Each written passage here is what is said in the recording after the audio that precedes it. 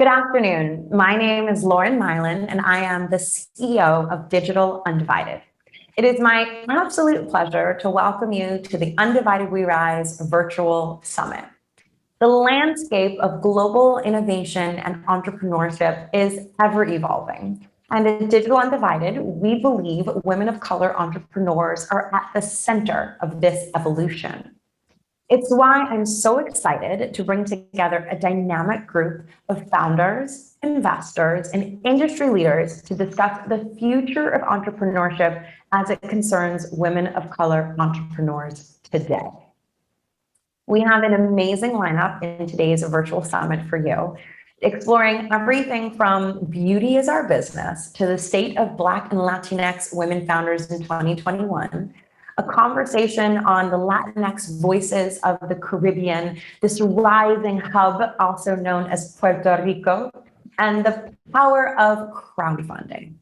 But first, we'll kick off things by hearing from a group of founders who have made their mark within the beauty industry on our very first panel, Beauty is Our Business.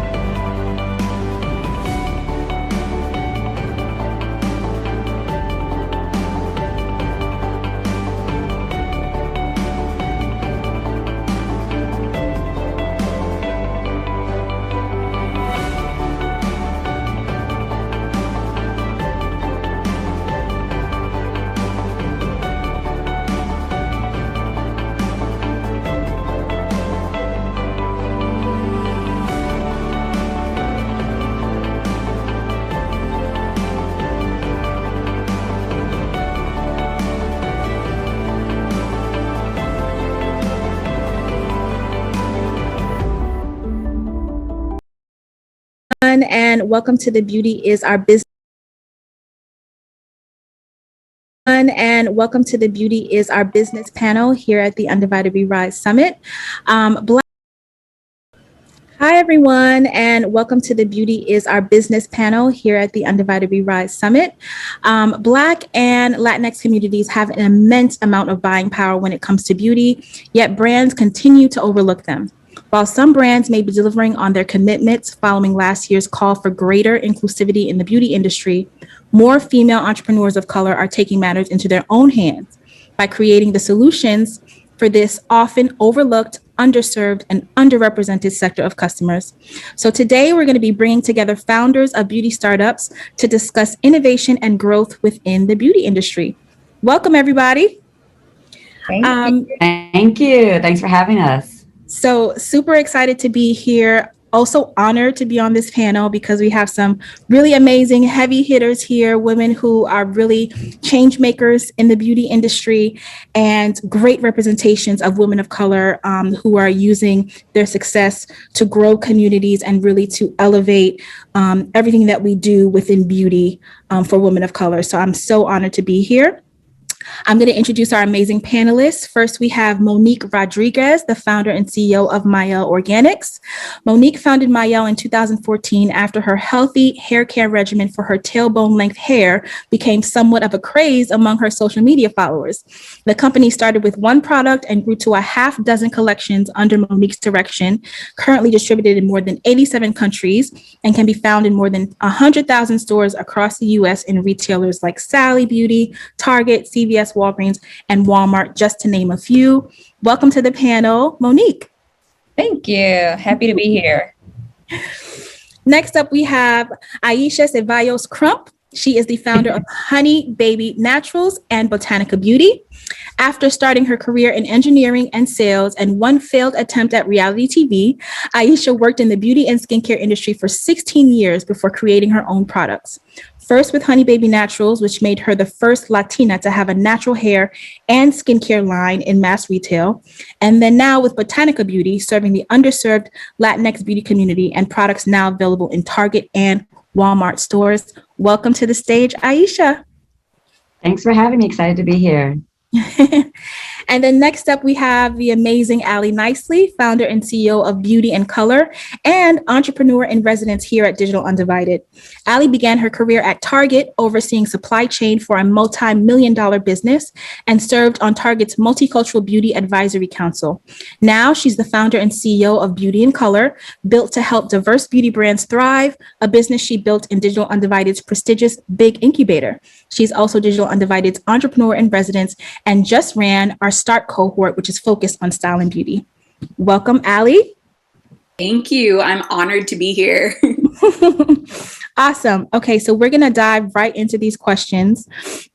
So let's talk about, these billion-dollar business ideas. Whenever people think about billion-dollar business ideas, we immediately think of technology. But beauty startups are also seriously disrupting an industry that was once solely for legacy brands.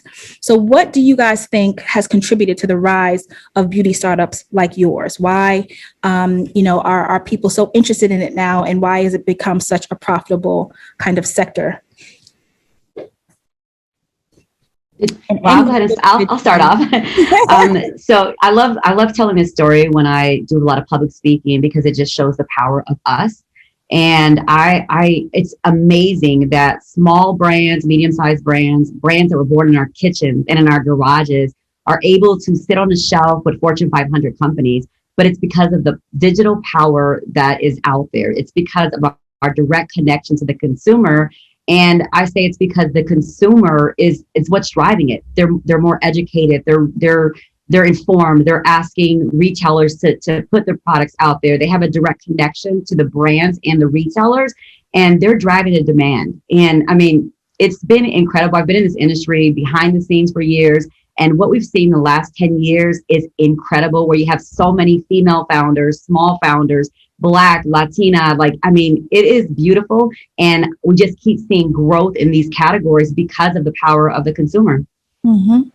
Yeah, I definitely piggyback off of that, Aisha. Was kind of some of the things that I was going to say. But also I wanted to add, the authenticity and community building. At what we do at Mael, we always say that we focus on people first, then product. And that community aspect is so important. I mean, it's easy for the big brands to just put a product on the shelf, right? They don't have to prove themselves. We have to work 10 times harder to sit on the shelf with bigger brands, that all they need to do is, have bigger marketing dollars, and they're easier able to get on the shelf just because of their name, right? But what they don't have is that authenticity, that connection that brands like, Mael, Honey Baby Naturals, that genuine, authentic connection of how we engage and connect with our community.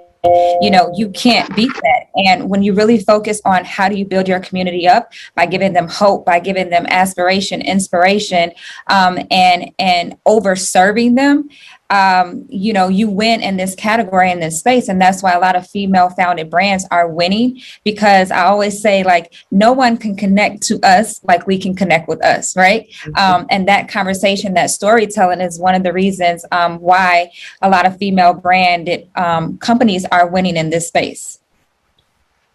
Absolutely. And then just to add to that, as part of our curriculum in Digital Undivided's program, Start, and our Big Incubator, we teach women of color founders how to properly get out there and conduct consumer research. We teach customer discovery, because oftentimes our products start in our kitchens because we have a problem ourselves, or our friends have a problem, and we're creating that solution. But we teach founders that in order to create a scalable and sustainable business, you have to make sure that this problem is widespread, and go out there and talk to people, women who look like you, and figure out what's keeping them up at night when it comes to their beauty regimen, to their hair, and what they truly need. So we're continuing the momentum that's happening in the marketplace, and ensuring that that up and coming founders have the tools and know what it takes to get out there and really solve these problems authentically. Love that. I think that's such a great point. So let's talk a little bit about what has happened recently. The global pandemic really showed us that if you're a business owner who didn't have a digital component or some sort of contingency plan, it was really difficult, right? This past year. And so I want to talk a little bit about how founders in this space, beauty founders, and particularly women of color, can really prepare for any major changes in consumer behavior. Do you guys have any tips, and what are some things that you did with your businesses to make sure that you could really stay afloat and consistent over this past year? Yeah, well, I would say that it starts with the consumer. As Aisha said, the consumer drives everything.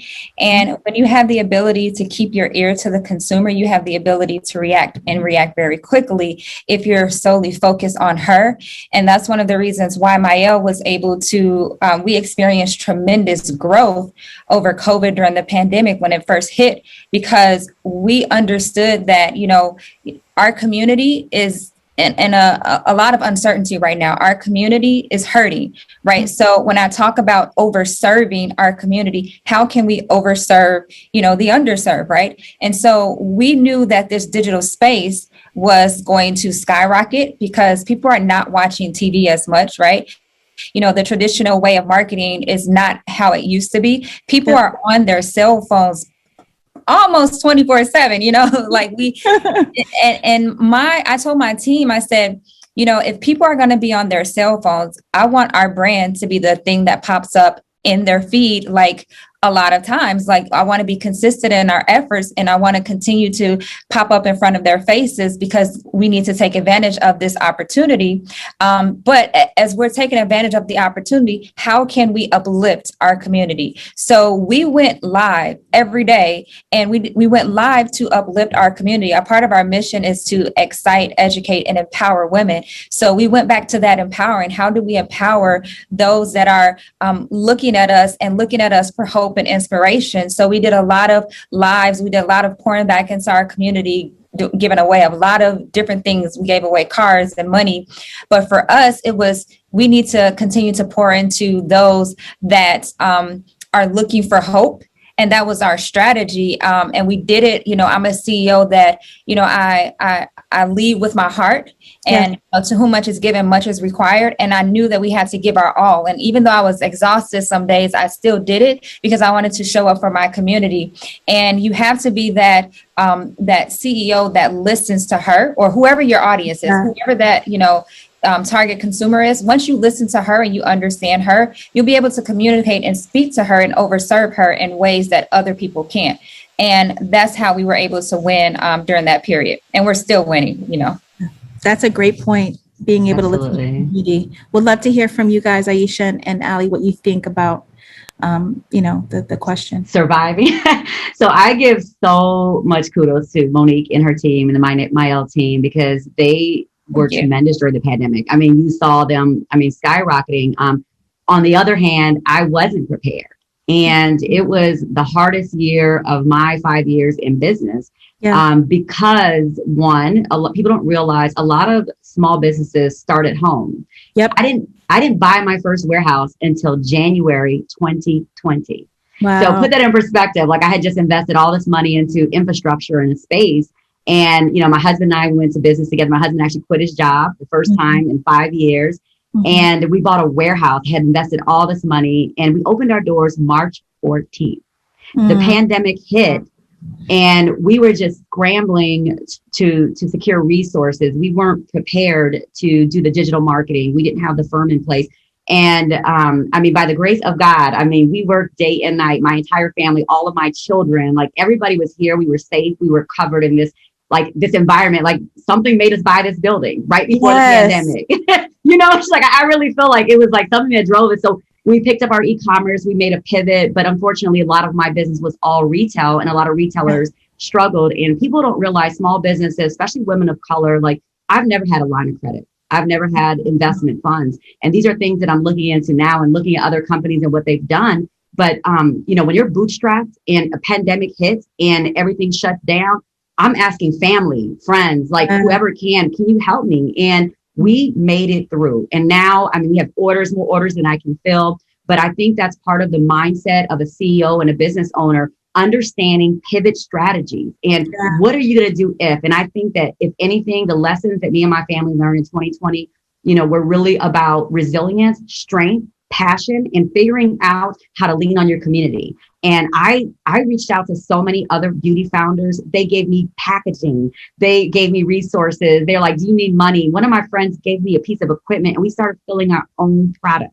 Wow. Like, yes. I mean, she actually just called me a second ago and I'm like, she hasn't asked me for a dime. So we are a community of women that want to uplift each other and we want to help each other. And I think if you continue to have that mindset about uplifting, the more voices and players there are in beauty in our category, the stronger we are going to be together. The more shelf space we have, the stronger our voice. So I leaned on friends in the industry and, we made it through. And now like everything is changing my mindset. But it really taught me a lesson about, just really pivoting and understanding the situation and growing from it.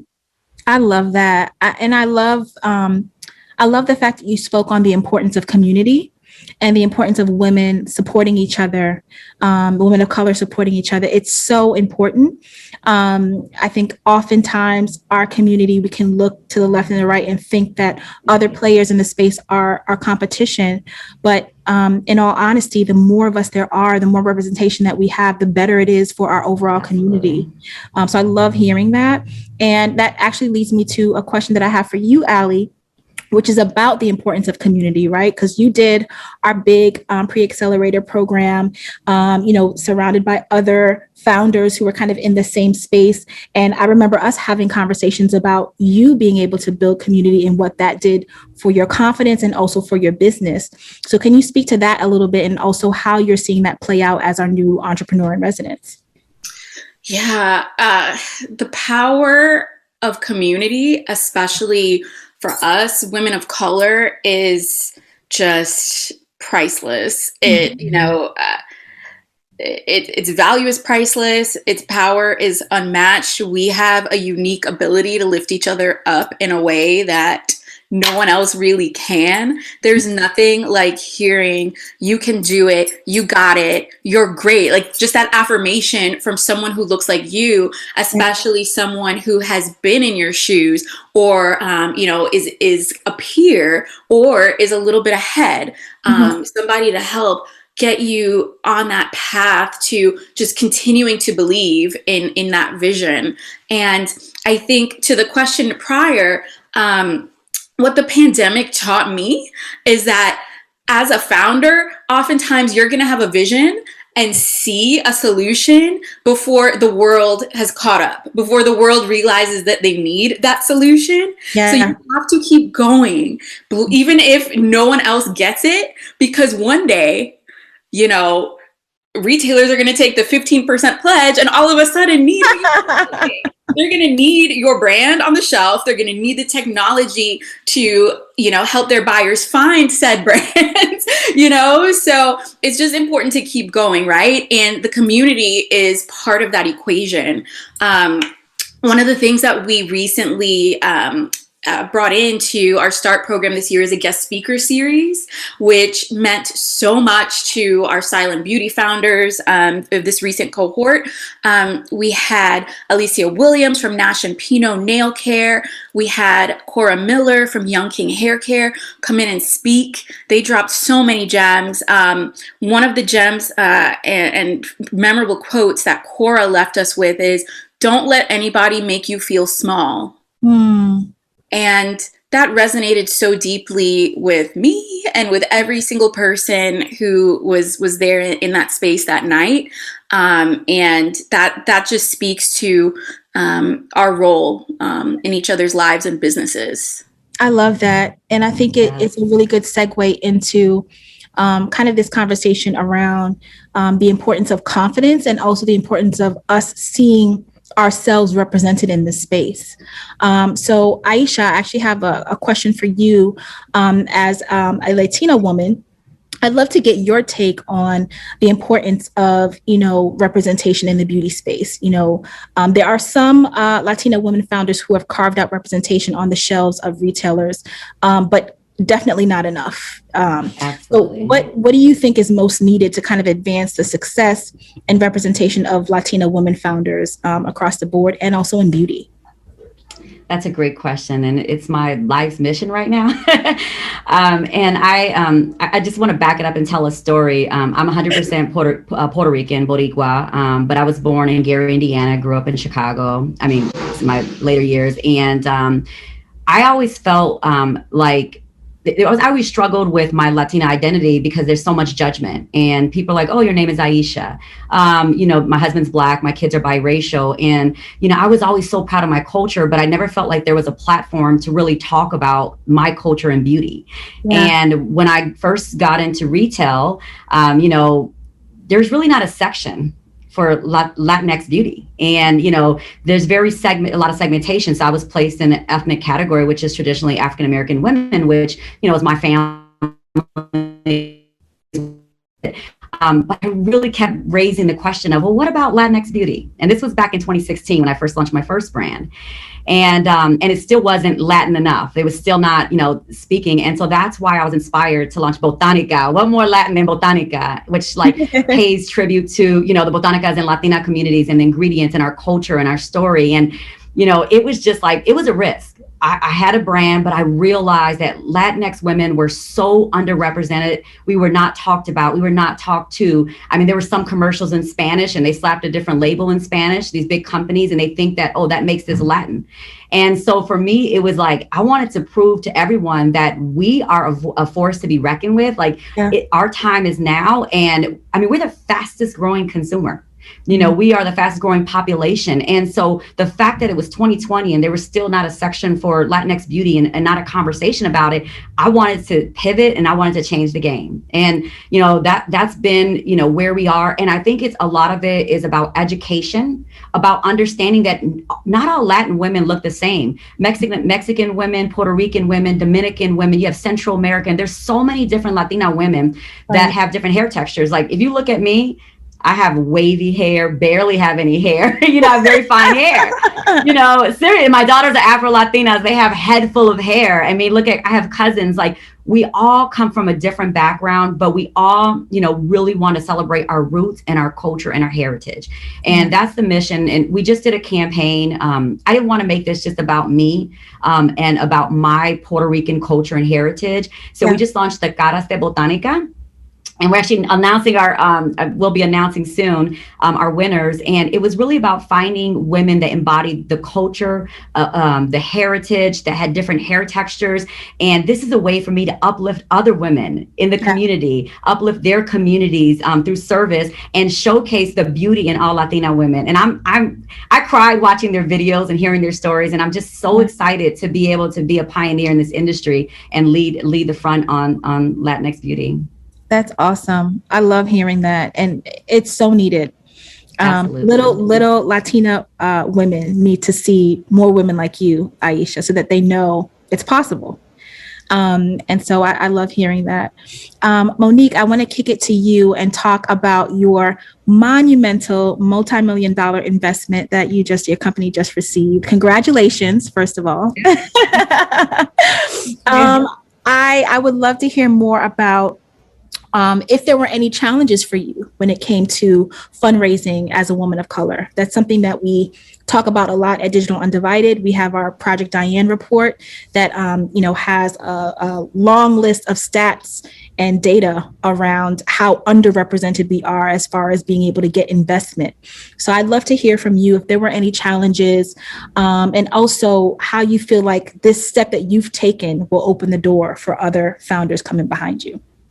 Yeah, absolutely. That's a great question. And, when I think about the challenges, well, number one of the challenges is, having a seat at the table, just getting that opportunity, right? Because the thing is, with people of color, we know how to make a lot out of nothing, right? Yep. We have the tenacity, we have the perseverance to just keep pushing, right?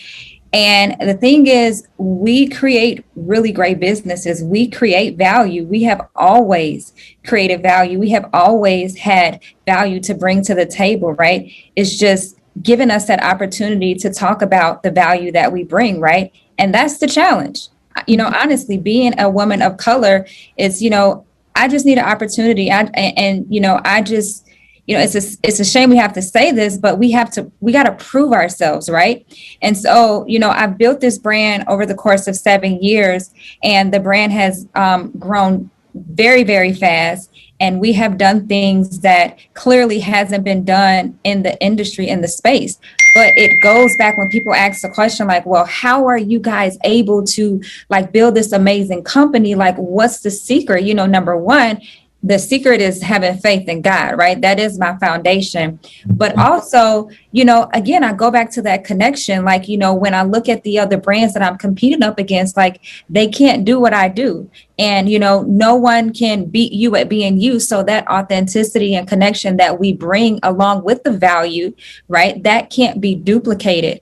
And, telling that story over and over again. But, the great thing about, this whole process is that we had an opportunity to talk to several different investors, because it's a whole process and it's a very rigorous, long process. Yep. But we had the opportunity to opt out of the process and, go ahead, right? And basically sign off on the deal a little earlier. But my husband and I, we came together and we said, we don't want to go ahead, because us speaking to the many different investors that we're speaking to gave them an opportunity to see what we can do and what we can bring and the value that we add, because we knew that this was something that was a unicorn that hadn't been seen before. We wanted to give the opportunity to private equity investors that, very frankly, don't look like us, to see how great and what great of a company we can build, right? Yeah. And so we went through that process of talking to different people just to share this story. So to your question about how does this, help other little women of, young Black girls, women of color, how does it help them going forward? Because I am breaking a glass ceiling so they can come behind me and shatter the next glass ceiling, right? So now when these private equities, they meet with the next generation or the next set of entrepreneurs that are, meeting with them and telling them about their business, they're going to be reminded of this brand Mael and how they did it. And so that's going to, make the process a little bit more easier, because they're not going to have any doubts, right? Because they've seen it done, it's been proven, right? And, I also thank, Richelieu Dennis, who paved the way for brands like me to do it as well. So if we continue to just pave the way and reaching back and lifting others up and bringing them up with us, then we'll continue to get ahead. And that's how we'll continue to evolve, because we're reaching back and helping others. He's also an investor in my company, but if he didn't reach back out and help me and bring me up, I wouldn't, necessarily be here today with this deal that we have today. Yeah. And, he was, what he did has never been done. And what we were able to accomplish has never been done by a Black woman in the hair care beauty space. And so it's historic. But again, I don't want to be just the first. I want many more women of color to do the same thing and do it even better than me, because that's how we change the narrative.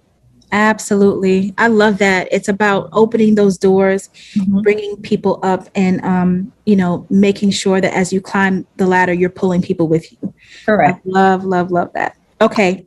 So we're going to close it out. I'd love to have, if each of you could just give me some parting words of advice. Let's say, for example, I'm a founder, I'm a beauty founder, I have a new startup, and I'm trying to understand, what I should be thinking about right now in this space, in this environment. Just give us some parting advice for the founders who are watching. I'll start, but I also, just really quickly, I just want to say what Monique said is so tremendous. And as someone who, follows their brand, the first thing that came to me is, wow, look what Mael just did. She just elevated the game. And, I remember when I heard it happen, I said, Monique just elevated the game for all of us. That's how I felt. And I think a lot of us felt that way. And I hope that we are elevating the game for the next entrepreneur out there that is thinking about a brand. I like to call myself the brand whisperer, because I actually enjoy creating the brands more than anything. And I talk to a lot of young ladies, and people DM me, and I said, sure, give me a call. My husband was like, girl, you are never going to be off that phone. I take calls from random people all the time. It's kind of crazy, but my passion is helping other people believe in their dreams. And I always share, it's funny that I just started telling people about reality TV, my experience there. I'm a poor girl from Gary, Indiana. My grandparents came to this country. They did not speak English. I was the first person in my family to go to college. And I always believed in my strength, in my power, and I had passion. I went to Purdue University for chemical engineering, and no one looked like me. Everything that I've done in my life, like I've been on TV, I've done things, and it's because I believed in myself and I bet on myself. I quit my job to do this. When my family thought, okay, you're kind of crazy, I believed in myself. Seriously. And my husband, he's always been there for me. Like, he's my biggest cheerleader. And, it takes a family, it takes a community. But, if you have an idea, do your homework, do your research to look into it. But if you have the passion, that's what you want to do. What's the worst that can happen? What's the worst that could happen? The biggest risk is never taking a risk. So believe in yourself, bet on yourself. Take the risk and find entrepreneurs like Monique and myself and Allie, who want to help mentor, who want to help you grow, because we're not just doing this for ourselves. And everything Monique said is real, because I've been around her. I've seen her. Like, she's very family oriented like I am. And, we're really about uplifting the next generation. Like, my daughters, they're launching a business like next year, and then I hope that, seriously, like, I want every generation to become uplifted. So, that's the key, is like, believe in your dreams, believe in yourself. And, the worst that could happen is, okay, it might not happen the first time, but what about the second and third time? Don't give up on your dreams. Yep. Such good advice, Aisha. Thank you. Any parting words, Allie, Monique? Yep. I'll go. I would just, words of advice that I can leave, any aspiring entrepreneur is always remain a student. Have the spirit of humility, because you don't know everything. And I've seen a lot of business owners that have an arrogance, and that arrogance is only going to take them only so far, right? Your attitude reflects your altitude. And if you have the ability to surround yourself with people that are smarter than you in areas that you're not, do so. Find mentors. Ask as many questions as you can. There is no such thing as a dumb question, but always learn from those who have done it before, right? And when I say to surround yourself with people that are smarter than you, it's not to say that you're not smart, but you have a gift, they have a gift, and you have to understand what your gift is and operate in your gifts and talents, and know your strengths and also know your weaknesses. And in the areas that you are weak, because everybody has weakness, right? The famous billionaires that we admire, Jeff Bezos has a weakness, right? The reason why he's a billionaire is because he was able to complement his weaknesses with people that are stronger than him in those areas. Yeah. So, that's the reason why I'm also here today, is because, I will admit 100%, I don't know everything, but guess what? I will learn. Yes. and do it better. So always remain a student. Awesome. Allie? I would say that my advice is to just become really relentless about understanding your customer and the people that you serve or aim to serve, understand their problem, and understand how you can solve that uniquely. The beauty and hair care spaces are wildly competitive. And in order to achieve success, you have to know who your customer is, know them like the back of your hand, as they say, and understand what sets you apart, whether that's an ingredient, packaging, however you're going to market. Just really make sure you're carving out that niche and owning that, and just have the courage to keep going. Build a team around you. Even if you're just getting started, find an intern, get a friend, find somebody on Upwork to help you. Don't try and do it all alone. You need to lean into your community and build an infrastructure that will allow you to keep going. It's not enough to just say keep going. You have to lay that foundation. And programs like START, programs like BIG, we help provide founders with the tools to lay the foundation and the community to help them build that confidence. Absolutely. Amazing. Well, ladies, it has been such a pleasure. You guys dropped so many gems. And I am just, first of all, wishing you all the best with your businesses, with your future endeavors. I'm incredibly honored that I got to share time and space with you all. And we really appreciate your time, because the founders who are tuning in, we're all looking to women like you who've been able to pave this path and really change the course of what success in beauty looks like as women of color. So thank you so much for your time and your energy. Thank you. Thank you so much for having us. Thank you.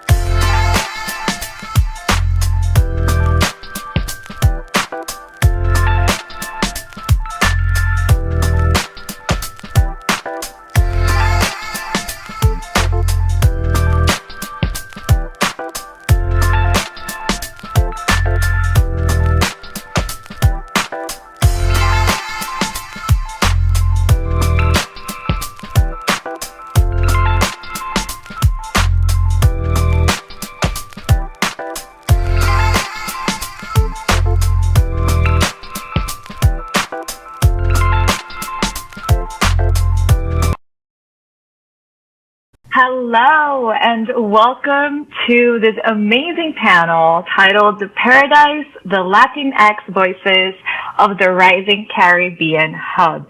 Thank you so much for joining us. We're so excited. And if you're wondering, what does that mean? Well, Puerto Rico is poised to become a global model for innovation in entrepreneurship. This U.S. territory's vibrant startup ecosystem and growing community of entrepreneurs gives light and opportunity to a sector of founders that has long been overlooked, Latinx women. As Digital Undivided expands its reach to Puerto Rico, today we sit down with local founders to discuss the opportunities presented in Puerto Rico's growing entrepreneurial ecosystem. And of course, the resources organizations like Digital Undivided will activate to aid the advancements of Latinx women entrepreneurs.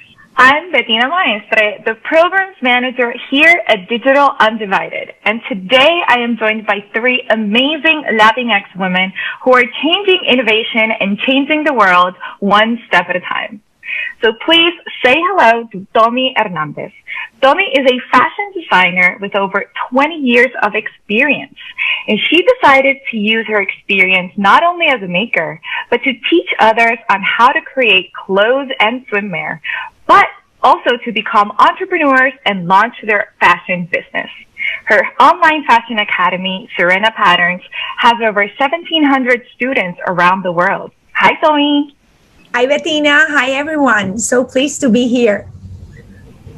Great to have you. Next up is Suhaili Sepulveda, co-founder of Guilty. Suhaili is an attorney turned entrepreneur. She had a successful career as a corporate attorney, but decided to launch Guilty 2017 right after Hurricane Maria. Since then, she has been accepted to the most important startups in Puerto Rico and Latin America, but most importantly, she's revolutionizing the way Puerto Rican women dress, and even more so, perceive their wardrobe and their clothing, which, by the way, I'm wearing that shirt today, so thank you, Suhaili, for this. Hi, Bettina. Hi, everyone. I'm super pleased and happy and honored, actually, to be here. And I'm super grateful that I get to share my experience along with these women that I really admire. Awesome. And last but most definitely not least is Nilmarie Santini, founder and CEO of Pinta. Nilmarie Santini is a Puerto Rican marketing expert and nail enthusiast. For over 8 years, she worked as a marketing director in the retail industry. But after noticing the lack of quality products for non-professional nail junkies like myself, she decided to make her hobby her full-time job. And so now she is the proud founder of Pinta, a nail and personal care brand. So thank you for making my nails possible as well. Thank you, Bettina. Thank you guys for having me here. I am so excited. It's really an honor to be here with you guys. No, this is such an amazing panel. I'm so excited for this conversation. I know all the three of you have different experiences, different backgrounds, and the reasons why you decided to become entrepreneurs is very different. So this is exactly why we need to have this conversation today. So let's get this off. So for many, Puerto Rico may not be the first place that comes to mind when thinking of innovation and entrepreneurship. You probably think of Puerto Rico to go on a vacation, let's go on the beach, but we are so much more than that. And this territory's entrepreneurial landscape is actively maturing. How has the startup ecosystem for each of you in Puerto Rico evolved over the years? Yeah, tell me. Well, in my case, I started my first business, a fashion line, 22 years ago. I started fashion in New York and then came back, and I had no idea how to start a business. I just knew I wanted to sell my designs to people. So at that moment, there was no Google. Internet was really slow, and there were not that I know of any fashion or any incubators or accelerator programs, something that nowadays in Puerto Rico we have a lot. Actually, we have programs where people from all over the world come to get their businesses started. And definitely the collaboration vibe has changed. Initially, people never wanted to share their contacts, never wanted to help other entrepreneurs because they thought they were going to steal their idea. And nowadays, the startup ecosystem has changed drastically, and people ask me for contacts. I ask other people for contacts, and we just help each other, and everyone's happy. Yeah. So, Hailey. I mean, for me, it has changed dramatically. I think a few years ago, the idea of having your own business or your own company, for that matter, was just crazy. It's not something that you get to learn at school or at college, for that matter. But for me, I think that as a generation, we have become increasingly aware of the importance of doing things on our own, to take things on our hand. And we have become increasingly aware of the importance of, that we need to make changes on our own instead of waiting things to happen or wait for the government to make it happen, for example. And I don't know, I think that right now you see a lot of people with this eagerness, with this drive, with this ambition of getting things done. And I think that our generation has been born and raised during a crisis. We have faced firsthand the economic turmoil of this island, and we have a lot of drive of making things work. And to bring innovation for Puerto Rico has become increasingly important for the last few years. And now you see a lot of people wanting to make things happen, bring innovation, to bring technologies, to bring products to the island, and to insert the island to the world. And I think that has made a great impact in the island and has resulted in Puerto Rico becoming a great hub for innovation, for ideas that has resulted in the evolution of the startup ecosystem in Puerto Rico. Yeah, for me, when I started in 2019 with my business, I was so overwhelmed because I thought I was alone in this entrepreneurial journey. But the word is being getting around that in Puerto Rico, there is an ecosystem that is growing and that it's amazing. I had the fortune to be introduced to this ecosystem by another startup entrepreneur. And it has changed the way I see doing business, especially in the island, because there are many opportunities and not many people know about them. But I think we're finally seeing this evolution and these people wanting more and wanting to innovate in every area, not only in the beauty and the wellness industry, but I think in many industries, we're seeing how people want to do some different things and be very innovative. So I do think we are maturing and in a very rapidly paced, for sure. Yeah, and there's something obviously that comes with the territory because we are an island in the Caribbean. We're surrounded by water. And with that, there can be a lot of challenges. There might be some hurdles that as Latinx women and being in Puerto Rico we face. So how have each and every one of you practiced that global mindset, even though that we are in Puerto Rico? And what tools have you used? Is it networking? What resources? What have you put in place to defer and make sure that those barriers or those challenges are overcome? Yeah, Suhaili. Yeah, go Suhaili. I wasn't sure about that.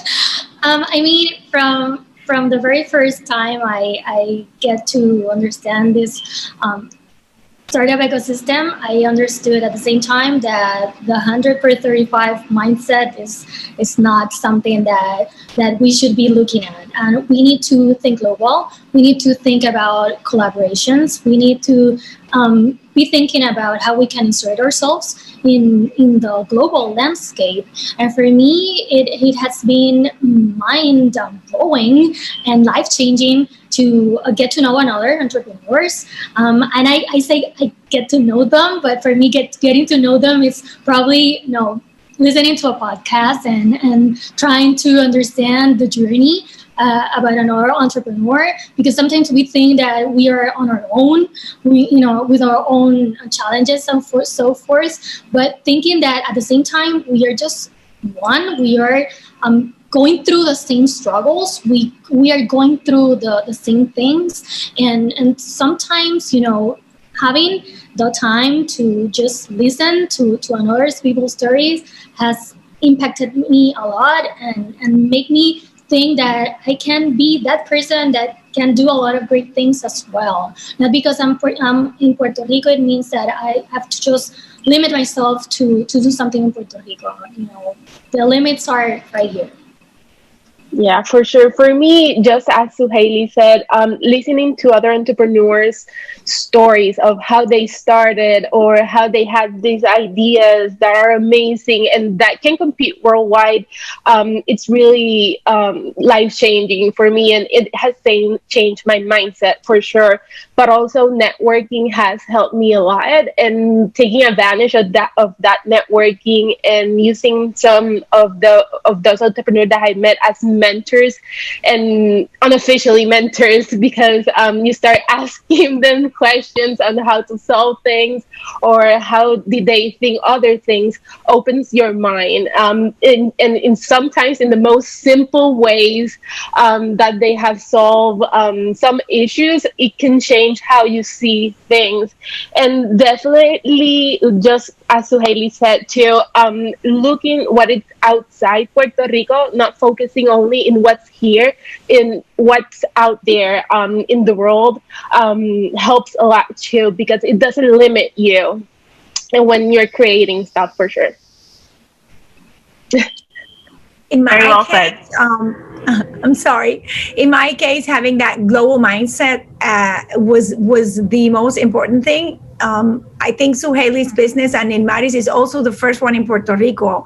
I founded the first sewing pattern company in Puerto Rico, so we did not have a local president that we could go and see their offices and see how the layout and see how they do things. So definitely having virtual mentors, keep learning online courses. I take online courses about online courses, which sounds weird, but it definitely helps. And podcasts continue. We have to continue educating ourselves. And nowadays, technology can help us, instead of going to trade shows like I used to do, investing lots of money and having to travel. Technology makes us everyone connected, like we are connected right now in different cities and different countries. Yeah, great point. And on the other hand, right, you've all talked about how robust our ecosystem here is and the resources that we have in place. But as women in Puerto Rico, what do you think is most needed to drive entrepreneurship forward? I think. Oh, sorry. Go ahead. I think that supporting other small business, for me as an entrepreneur, if I can give back all the help I have been given, that's really important. And I think we can do the change as entrepreneurs is to give back and support, be partners with other entrepreneurs, creating creative partnerships. That's really essential to drive more women into the entrepreneur and the ecosystem, for sure. Tommy, you were going to say something. Just like Mari said, women helping women. We have to keep helping each other. Especially, we had the advantage to get an education. There's lots of women in Puerto Rico and around the world that haven't had that opportunity. And for me, single moms, it's a big cause. It's something that I'm eager to help with. And I dream of having a fashion incubator so we can prepare women that do not have, that haven't even finished high school in the art of sewing and pattern making, so they can start their own fashion businesses, even if they haven't had the privilege that we all have had. Yeah, I'm going to be pretty emphatic about this because I strongly believe that we really need to bridge the gap between men and women at all levels. And we really need to bring women to the table, to bring women to where decisions are made. Because there's no way that we can lift each other if we are not where decisions are being made. So let's say you're pitching your business, your women-oriented business, for example, to investors. And they are all men, and they don't get it. They won't get it because they're not like you. They're not gonna use your product. They can't relate to the product, to your business, to your whatever. And then you don't get the investment, not because you don't deserve it, but because simply it's you get lost in translation. And that means a lot. That means that we need more women investors. We need more women entrepreneurs. We need more women business mentors. We need more women in leading positions in government, bringing products, leading companies, leading industries, because that's the only way we can really, really, really lift each other one day at a time, one partnership at a time, one idea at a time. So that's really, really important for me. Amen. Yeah. all the claps. No, and I also have to say, you know, I've been in this ecosystem. I work with Digital Undivided, but I'm based in Puerto Rico, and I've been here in this ecosystem for quite a few years. And one thing that I have seen that's very constant, which I think goes to Haley's point, is that women really support women here. And like, I have firsthand experience in women being like, for example, that big challenge that you said to Haley about maybe, you know, going and do a pitch to investors and they're all men. You know, that process, you will find a woman that relates to you. And we're very big on sharing our stories. And that is one thing here that, you know, is a good thing to have. We're a small island. Basically, everyone kind of knows themselves. If you don't know them, you know their cousin, you know their uncle, you know someone that knows them.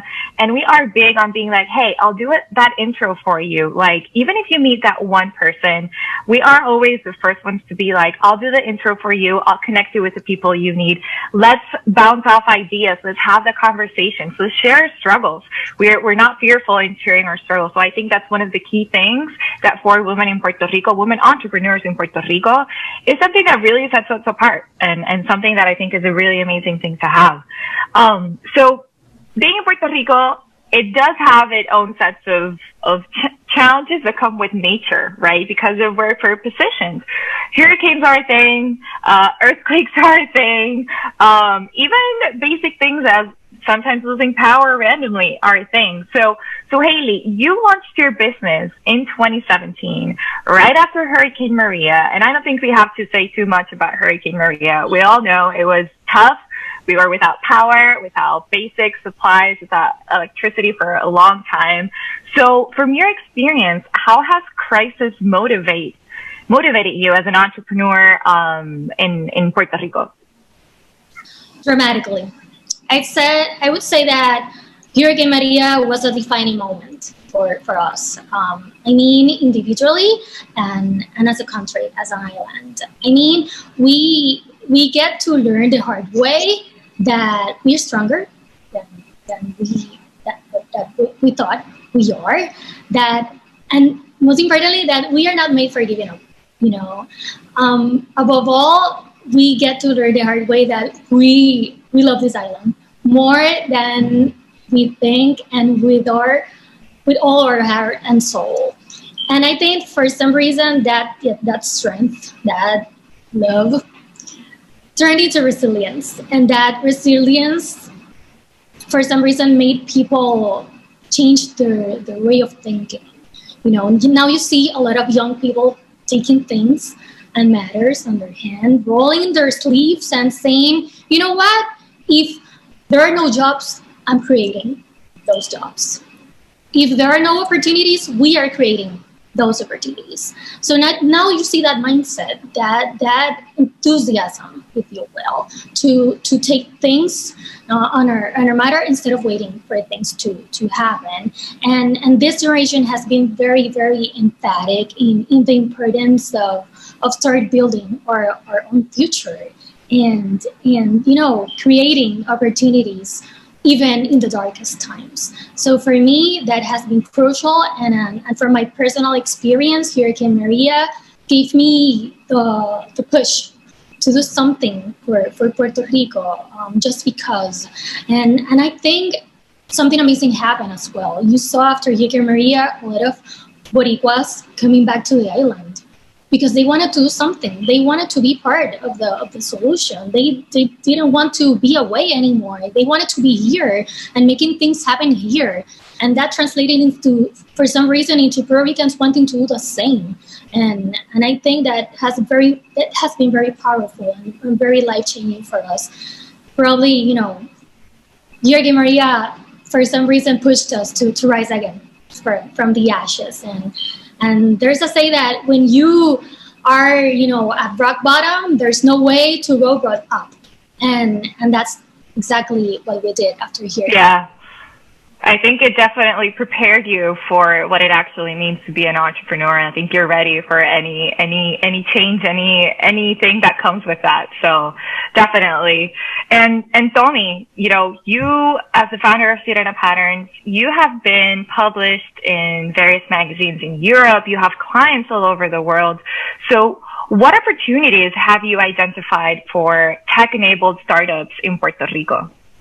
Well, as I told you years ago, I think there was nothing for anyone that wanted to be an entrepreneur. It was much harder. I'm not saying that it is easy right now, but nowadays we have organizations like Colmena 66, which connects entrepreneurs or aspiring entrepreneurs with the right programs that can help them. That could be a government program, a grant, an accelerator, an incubator, and there are more and more opportunities. So I really want to tell everyone that wants to come to Puerto Rico and to live in this paradise that yes, there are opportunities, and as Suhaili said, we love being here, and we are glad to receive everyone that wants to come and start their own business here.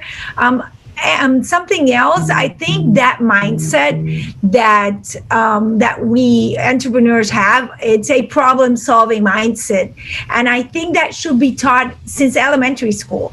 There are lots of subjects that they teach you in school that you don't use them for anything once you start your own job or once you graduate and start working. And definitely, I really believe that if we teach elementary kids to start building business and in a very simple way. When I was 9 years old, I had a candy store in my porch. So that entrepreneur spirit is something that I've always had. But other people need to develop that, and definitely we are problem solvers, and that can help you not only for starting a business, but just in almost anything in your life.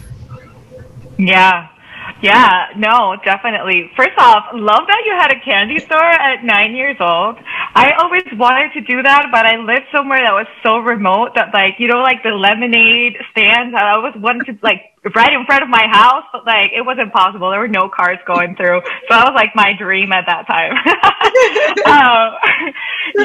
So first off, one of the great things I think that you said is that also we are changing that mindset. We are seeing as this ecosystem grows, we are changing that mindset for people to be like, let's do this. Let's create the jobs. Of course, it always is challenging and it's always fearful, but we do it. And the great thing is that we're not afraid to do it. So that is a great point on your end. And Marie, you are in a space of beauty and wellness in Puerto Rico. So how do you think that we can create more pathways for Latinx-owned startups in this space? Well, first of all, I think we can start taking beauty and wellness and even fashion, for that matter, more seriously as a business, as a growing industry that has a lot of potential and that is growing rapidly. And once everyone takes that seriously, I think more pathways are going to open just by, automatically.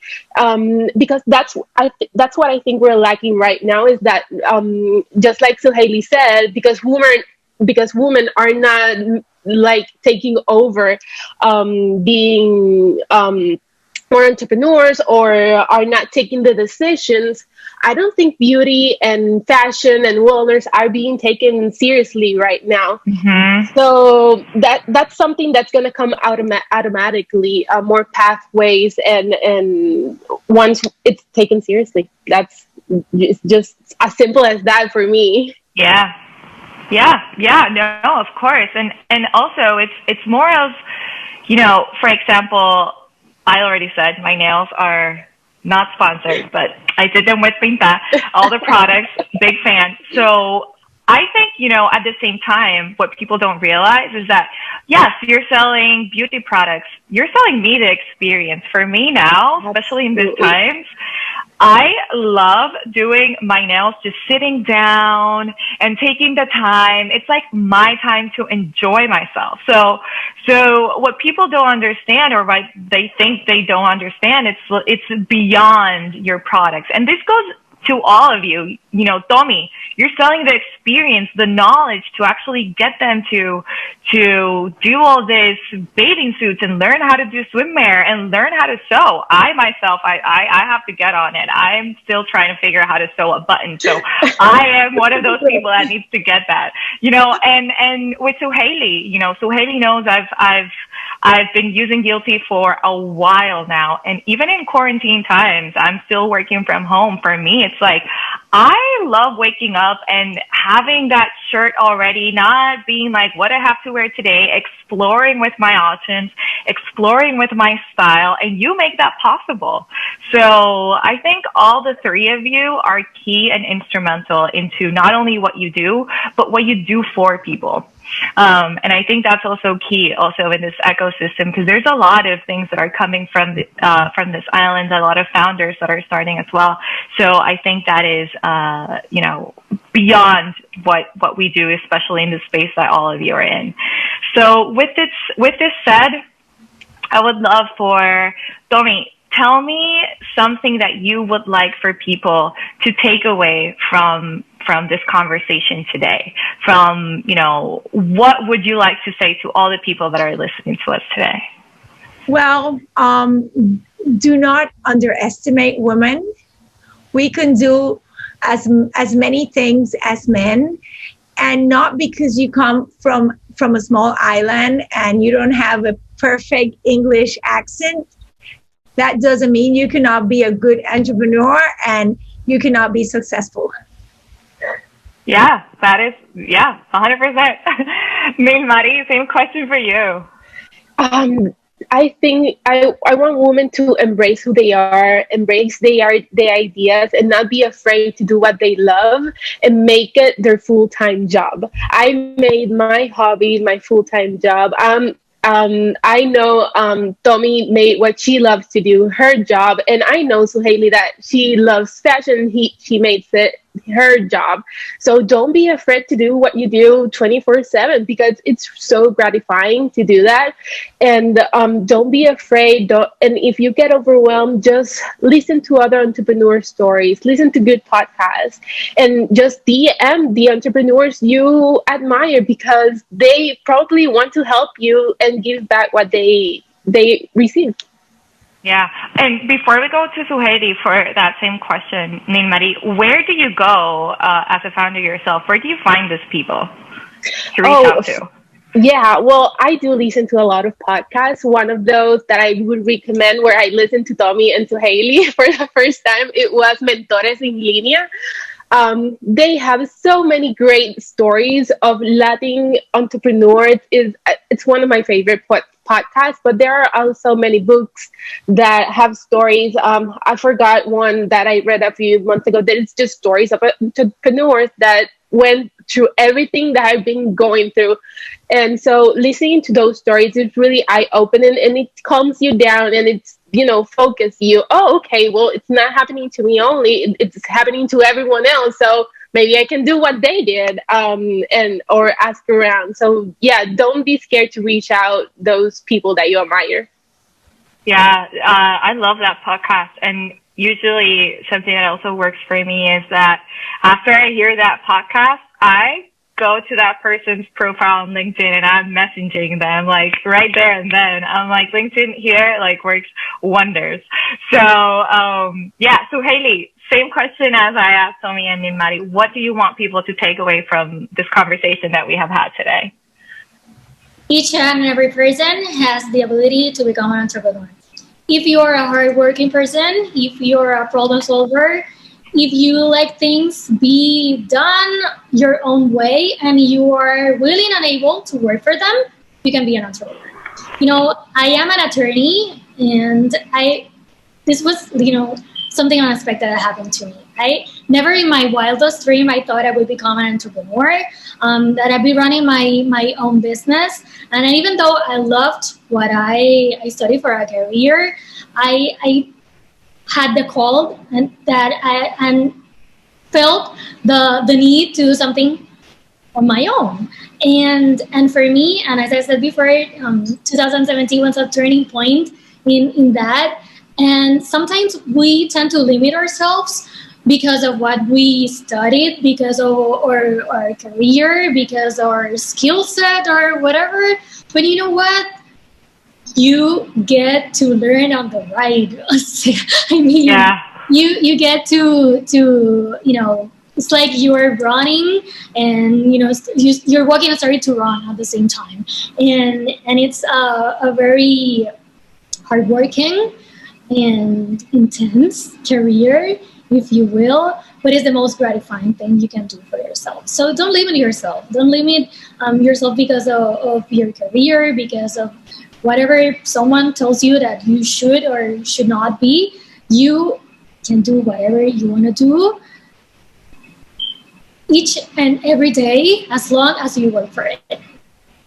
Love that. And funny enough, I relate to that so much because, I'm also an attorney by training, and I guess I went to school. Yes, I love it. And then, my life shifted in many ways, and that happens a lot here. And, sometimes our own fears are, am I capable because I didn't go to school for this?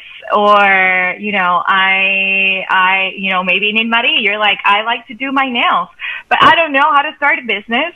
Yeah, probably so, but you figured it out, and we all did, and we all do. So that's, I think, one of the few secrets I say as an entrepreneur is just, you'll figure it out. So thank you, all of you, for being here. I have enjoyed this conversation so much.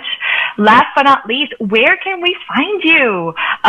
In which channels are you? How can people get to reach out to each and every one of you? I'm on Instagram. I'm on Instagram as Sirena Patterns, and on Facebook as Sirena Patterns. On Facebook, we teach every Monday at 11 a.m. Puerto Rico time. We teach free sewing lessons. They're in Spanish though, but on Instagram, everything's in English, and of course on YouTube, Sirena Patterns. Love that. You'll be seeing me soon. Marie, where can we find you? You can find all of Pinta products at pintabeauty.com, and be sure to follow us on social media at Pinta Beauty. Yes. And yes, you can find us at lookguilty.com, lookguilty at Instagram and Facebook as well. Yes. All right.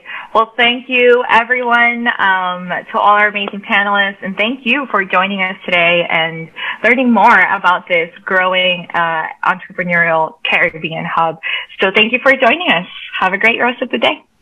Thank you. Bye-bye.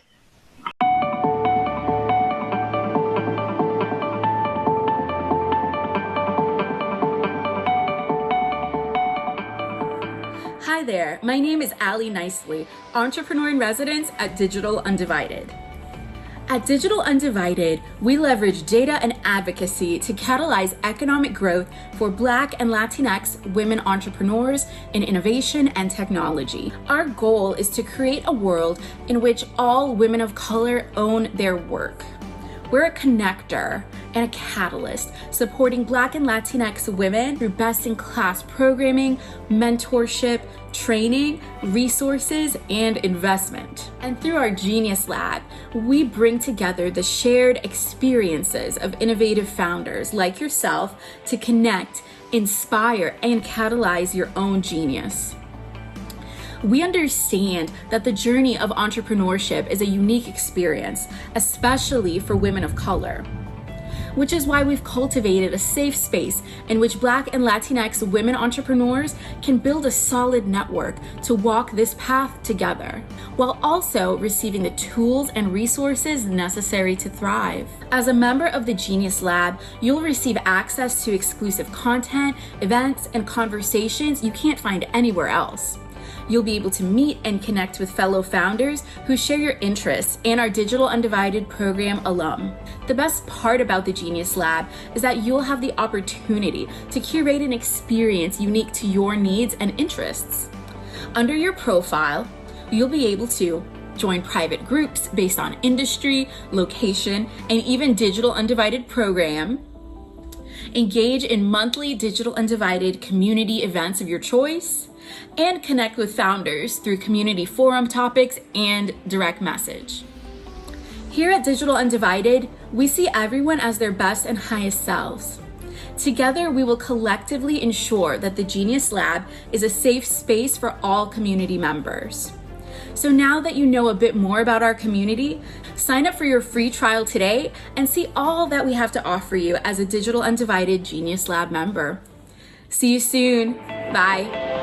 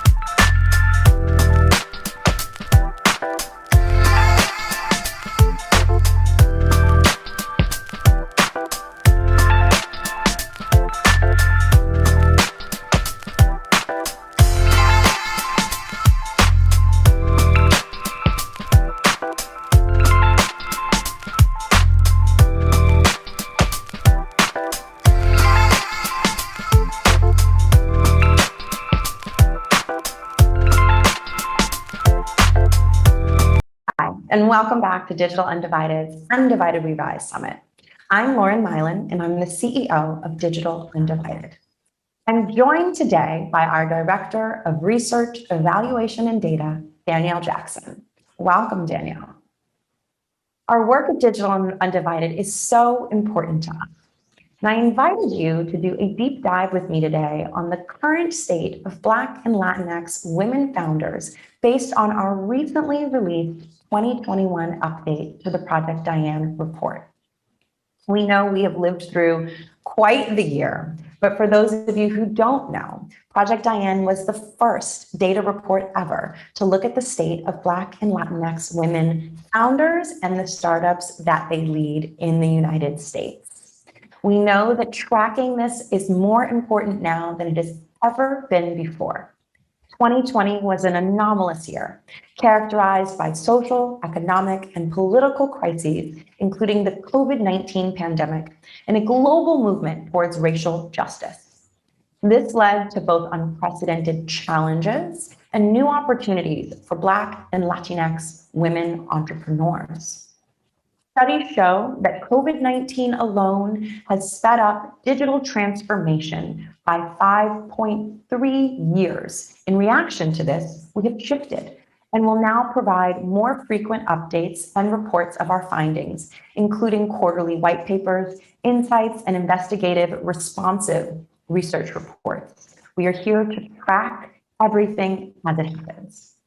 As we were the first to gather and report on Black and Latinx women entrepreneurs and innovators through Project Diane, we will continue to be at the forefront of this data to better inform the ecosystem at the speed at which it operates. So today, we are so excited to share the most recent update to Project Diane. This update includes Q4 2020 data and Q1 2021 data.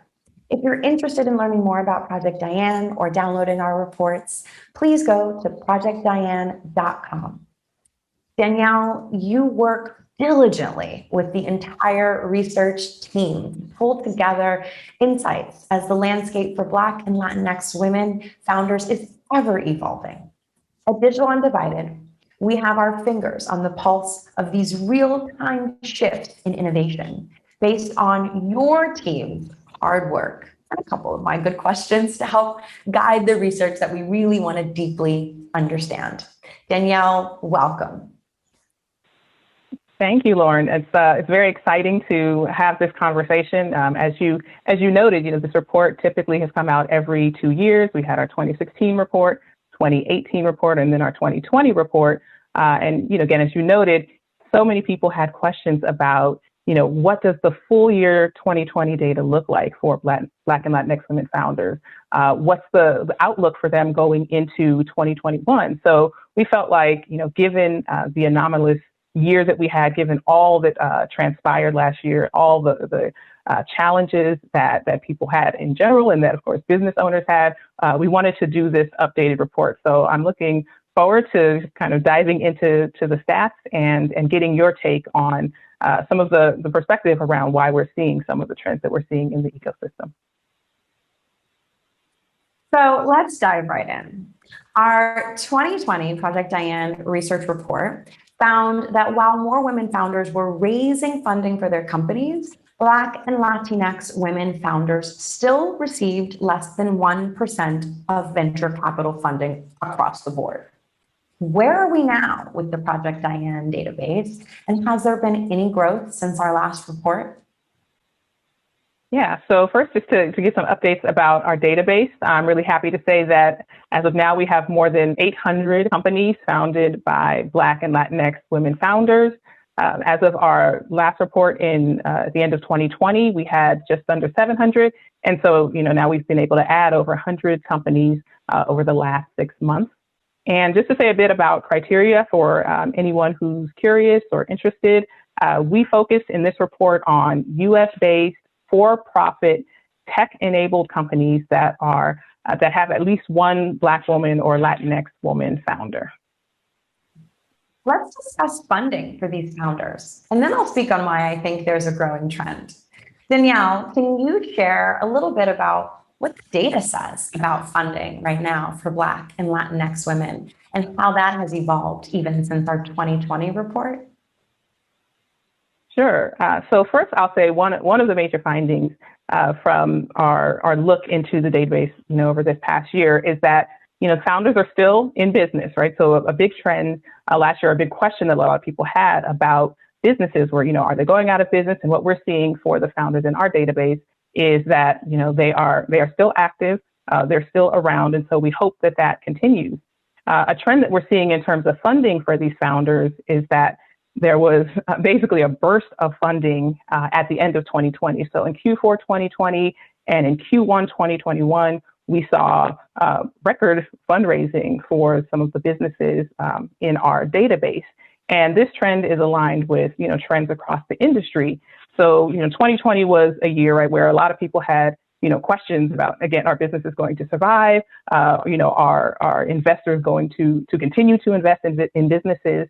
And though things were slowed down for sure at the beginning of the year and the beginning of the pandemic, things really picked up towards the end of the year. So in Q4 2020, we saw Black and Latinx women founded companies receiving over $400 million in funding, which took the total for the year over $700 million. And then coming into Q1 2021, we saw almost $1 billion in funding coming to Black and Latinx women founders. And so quite a bit of that was attributed to some unicorns that we'll talk about a little bit later. But we were glad to sort of see that funding, right, coming to businesses founded by Black and Latinx women. And the total funding that we saw for Black and Latinx women founders at the end of 2020 was almost up to the $4 billion mark. So in our last report, we said that we were up to $3.1 billion about 8 months into 2020. And at the end of the year, it was almost $4 billion. So, and then coming into Q1 2021, we are now almost approaching $5 billion. Not quite there, but we are over the $4 billion mark. So we've seen a big jump in funding just in the last 6 months. And what I should also say, though, about this is even as we've seen, this big funding burst, this jump in funding at the end of the year and coming into Q1 2021, the overall share of VC funding that goes to Black and Latinx women-founded companies has actually declined relative to the share in 2018 and 2019. So in our last report, we noted that Black and Latinx women-founded companies were receiving 0.67% of total VC funding. And now we've seen that share dip down to less than 0.5%. So now we're at about 0.43%. And so some of that is attributed to the fact that there was actually record investment across the venture capital industry last year. So again, even as folks thought that 2020 might be a year where we saw, big slowdown and limited funding, it actually was a record year with funding upwards of $160 billion. And so we saw the share of that funding coming to Black and Latinx women founders declining a bit. So it sounds like these founders are persevering, and our database is growing and the funding is increasing, but still too slow. We are still struggling to move the needle in increasing our overall funding past the 1% of share of VC funding allocated to the businesses of Black and Latinx women. It's a problem for me, it's a problem for us at Digital Undivided, and a problem that still speaks to the need for partnership and support around our mission to create a world where all women own their work. Even with the social and political climate, the increased awareness of supporting people of color, we're lagging. Regardless, we're still getting just less than 1% of that VC funding being distributed to us. I don't know what to say other than as long as I've been in this industry, the stats have been this bad. So Danielle, please tell our audience what you have learned from being able to gather this data as well. Sure. So as you mentioned, things are still moving, too slowly for Black and Latinx women founders in terms of funding. But I do want to mention some, of the success stories from the past 6 months. So just to say a bit about some unicorn companies that we saw have, mega rounds of funding. There's Savage X Fenty, which had $115 million Series B round in February. Then we had BlockFi, which had a $350 million Series D round, and also City Block Health, which in the last 6 months has raised over $350 million. So I did want to take a moment to just highlight these companies and they think about City Block Health in particular. A big trend that we saw last year is that a lot of funding went to companies that are health oriented, right, or health focused, which is so important during this ongoing pandemic. It's definitely a positive sign to see that deal sizes are increasing for this community of founders. And we have found quite a few unicorn companies being led by Black and Latinx women. That's something I've been waiting a long time to see. I talk often about redefining what the face of a unicorn founder should look like. Historically, it's been the face of white men, and slowly but surely, women are inching their way into this category of wealth creation and innovation, being these billion-dollar business unicorn founders. But women of color are getting in at a much slower pace. And in the grand scheme of unicorn companies, less than a handful right now are led by Black and Latinx women. That's a problem. That's a problem that we're here to solve. And I really want to talk more specifically about the $1 million club. Here at Digital Undivided, we closely track the small and growing group of Black and Latinx founders who have reached the milestone of securing more than $1 million in VC funding. What do those numbers look like after Q1 of 2021? Yes, Lauren. So as you mentioned, we do track women, Black and Latinx women founders who have raised more than $1 million in venture capital. And we refer to this group as the $1 Million Club, right? This is one of our key metrics that we're tracking with our Project Diane research. And so I'm happy to report that the number of women in the $1 Million Club has gone up. There have been some new additions to this group at the end of 2020 and coming into 2021. So just for reference, for anyone who's new to the research, in our 2018 report, we reported that there were 79 Black and Latinx women founders who had raised over $1 million. And now that number is over 200. We're up to 226 Black and Latinx women founded companies that have raised more than $1 million in venture capital. And 27 of those were added just, again, in this sort of Q4 2020 going into Q1 2021 period. And three that I just want to mention in particular who are profiled in this Project Diane 2021 update are Jessica Etting of Flourish Savings, Farrah Allen of The Labs, and Yalitza Jean Charles of Healthy Roots Dolls. And, these founders and these companies represent a range of industries. And just as all of the founders in our Project Diane database do. So it's really exciting to see that there are these gains, to see that there are women who are continuing to raise large rounds, that we are starting to see more unicorns. And as we've already spoken to earlier, there's still lots of work to be done. Most founders don't raise money. And when founders do raise money, when Black and Latinx women founders do raise money, they're raising well below the median amount for seed rounds and rounds at every stage for founders. And so we want to continue tracking this data. We want to continue to just, get as much information as we can and present and give out as much information as we can about the experiences of these founders, not just with funding, but in terms of starting their businesses, every stage of the process.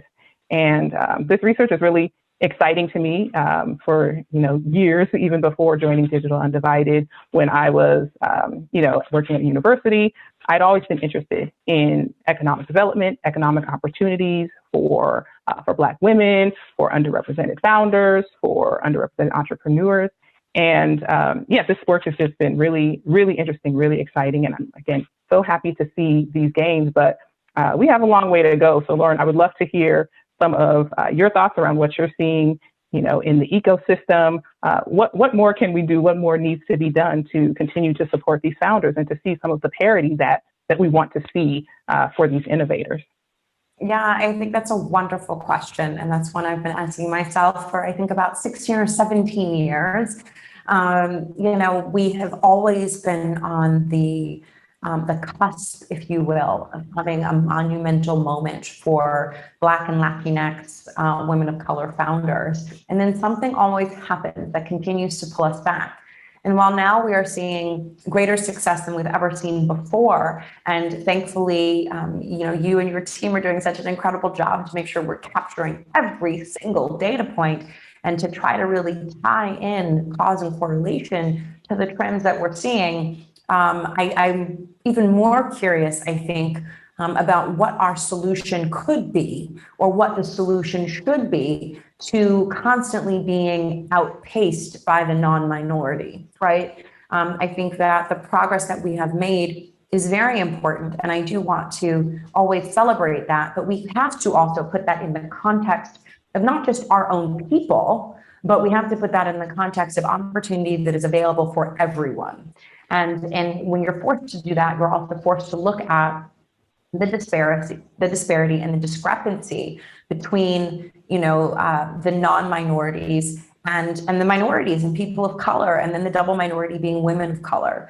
And so I'm curious to also understand some things that we actually don't track here, which are, why is it that the non-minorities are getting these wild, crazy valuations and abilities to go public, in the middle of a global pandemic? And while we know that there are a variety of industries, that have done incredibly well because of the pandemic specifically, we also know that there are industries that continue to be hand-tied in many ways by the pandemic, coupled with the racial reckoning. So I want to, for all of you who are listening and joining us today in the audience, I want to celebrate all of you and all of your strides towards innovation and entrepreneurship. I also want to celebrate our resiliency, that in still knowing how much and how far we are outpaced, that it doesn't allow us to slow down our fervor, our excitement, and our commitment, our dedication, our drive to succeed. I think that is what makes people of color, women of color, so incredible, is that we can still show up as our best, doing our best and greatest work, even when we know that maybe it's not seen at the same value or the same magnitude as it is in the eyes of society, comparatively to the non-minorities. And so I think this is that moment in time where we must pause and we must stop and say, this is great, let's keep doing it.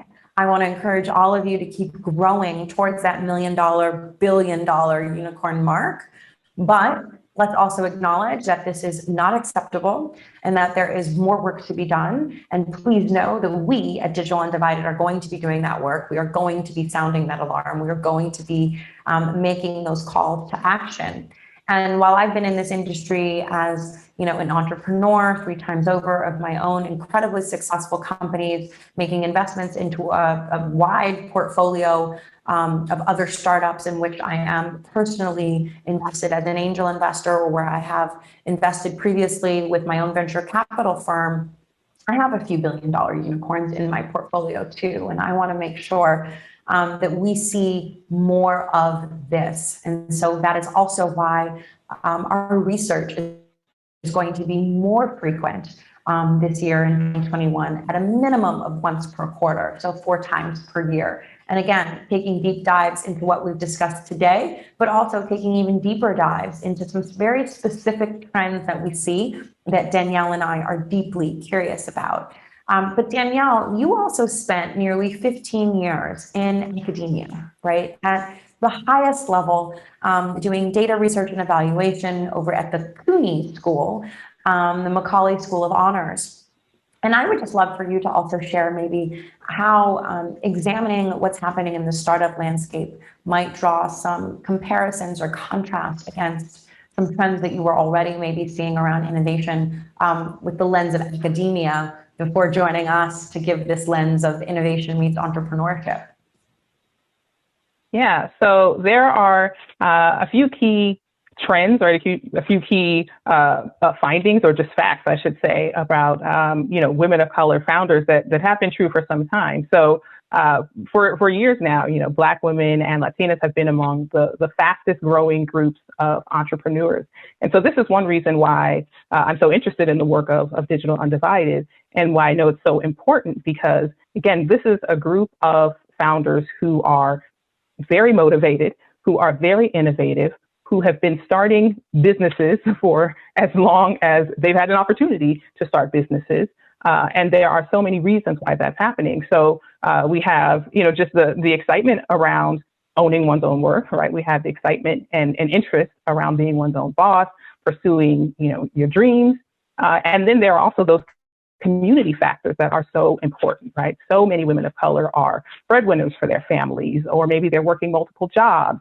They're caretakers for people in their families. And so there's an imperative for them to earn, right? And to try to support their families and their communities in as many ways as possible. And so, this is something that I'm just continuing to see in looking at this, particular group of founders that we are including in our Project Diane research. There's so much innovation across, again, a range of industries. We're seeing founders all over the country. So even though we've seen, the bulk of our founders on the coast in California and New York, nearly every state is represented in our database. And so we want to, again, just continue to encourage founders to pursue their dreams, right? To start their businesses, to seek out supports, to work with organizations like Digital Undivided that are committed to supporting these founders, because again, we know that Black and Latinx women founders are excited about starting their businesses. They are serious about their businesses, and so we're seeing that trend across all sorts of industries, again, all sorts of locations. And they're just really these big drivers for these communities in particular. Absolutely. Absolutely. Women of color, Black and Latinx women never give up. And when we do, we aren't really giving up. It's normally a pivot, and that persistence will come back to visit you again. It gives me hope seeing the database grow and seeing the $1 Million Club grow as well. But the progress is still too slow, far too slow. And we have work to do that I want to promise all of you we are committed to doing every single day at Digital Undivided. Myself, Danielle, our programs team, community team. We strive every day at Digital Undivided to provide the critical support and advocacy to Black and Latinx women founders who find innovative ways to support their families and communities through entrepreneurship. We see you, we support you. And whether you're an ally, an investor, a corporate leader, or a supporting organization or policymaker, we hope you take this time to read the Project Diane 2021 update and insights. Take a look at the data and think about what you can do to advance equity in entrepreneurship. Think about the conversations that we can have together towards solutions. I thank you for joining us at another edition of Undivided We Rise. And again, I encourage you to please visit projectdiane.com to learn more about our work, our research, and to understand and see these findings and to explore them for yourself in real time. The website is incredible, it's dynamic, and it has a map. I encourage you to explore it. Tell us if we've missed anything. Let us know where you're going next. Make sure that we can continue tracking you and your business. And again, thank you again so much for joining us. We'll see you again soon. Bye-bye.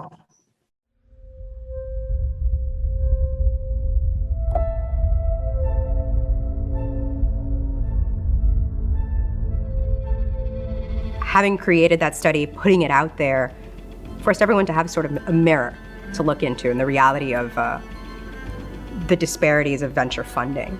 I think every day as women of color, we tell our own story in our own way of how the systemic injustice impacts us, how stereotypes hold us back. And this research report is just, it is the plain, cold, analytical, black and white truth of what holds women of color back.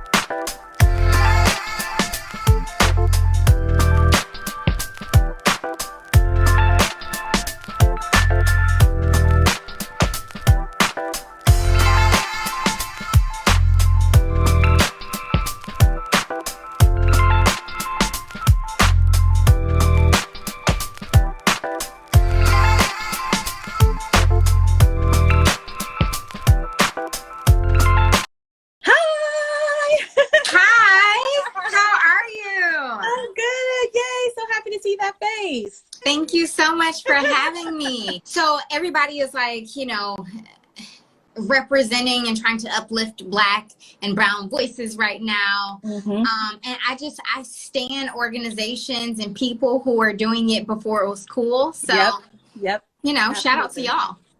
You know my story. I started making lipstick in my kitchen. Did I know how to make lipstick in my kitchen? No, of course I didn't know.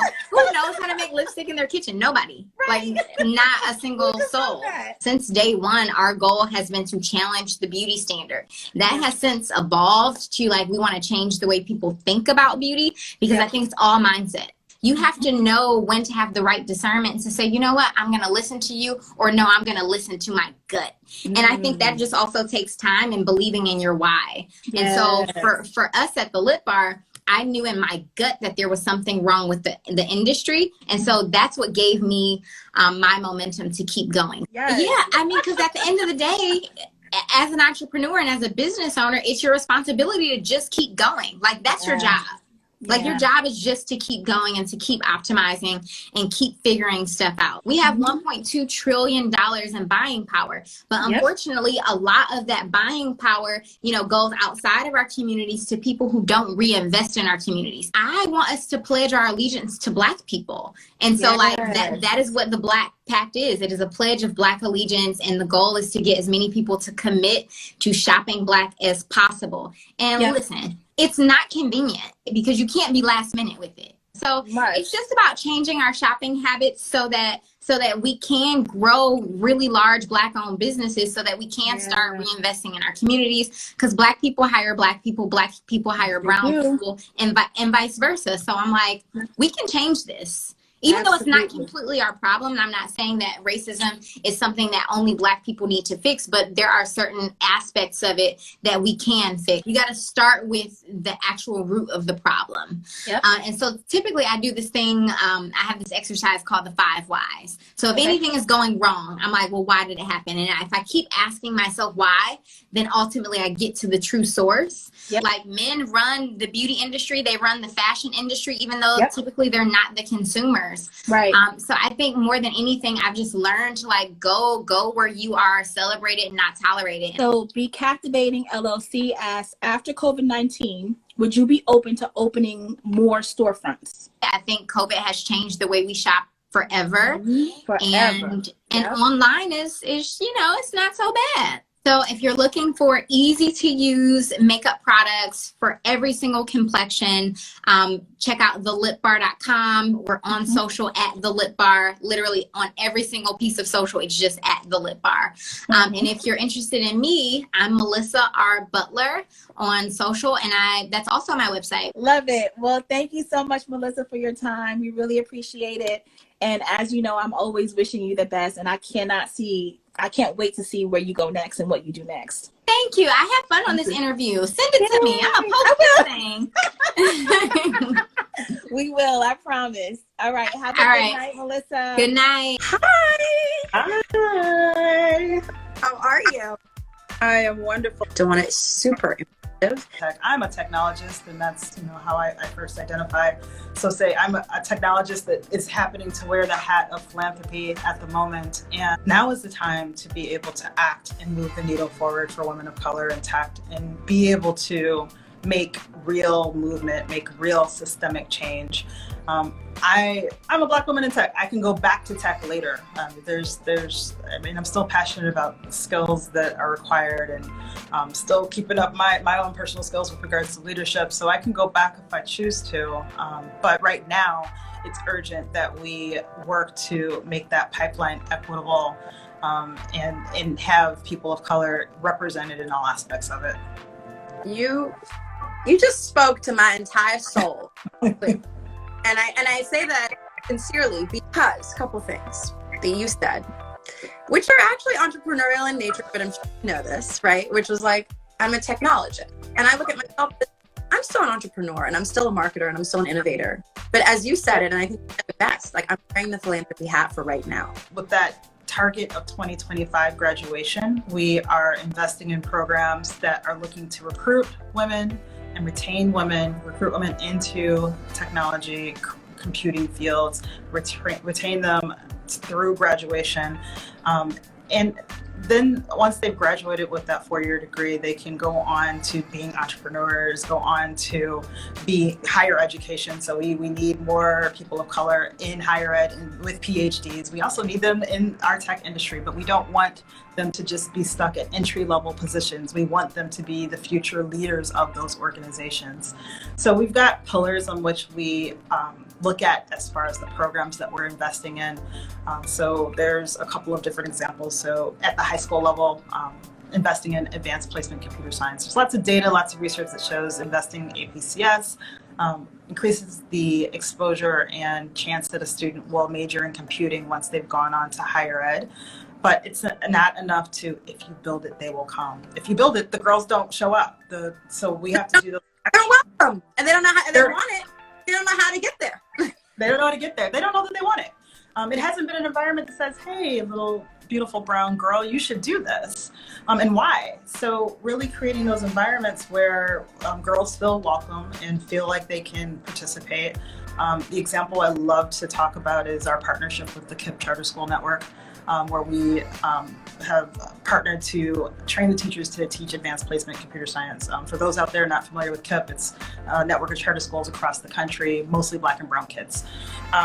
But it's not, if you build it, the girls don't show up. So incentivizing the schools and the teachers to get the girls to also show up. And in that first year, we had 14 out of 19 schools reach gender parity. And KIPP was like, wow, it wasn't even that hard. And the teachers and the students are doing amazing. Let me put it in greater perspective.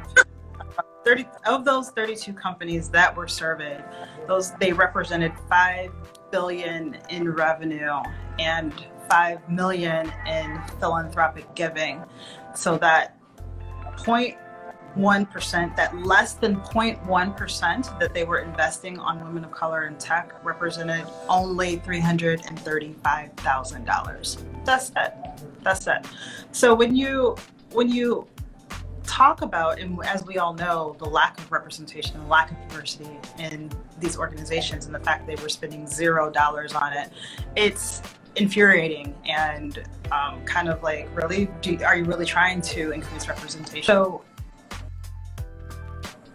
the exciting thing about the coalition is that we have our companies that have stepped up and said, yes, we want to move this needle forward for women of color in tech. So our 18 companies have dedicated over $21 million towards women of color in tech, which was, that's significant, not enough, but significant compared to the 32 companies that were originally surveyed.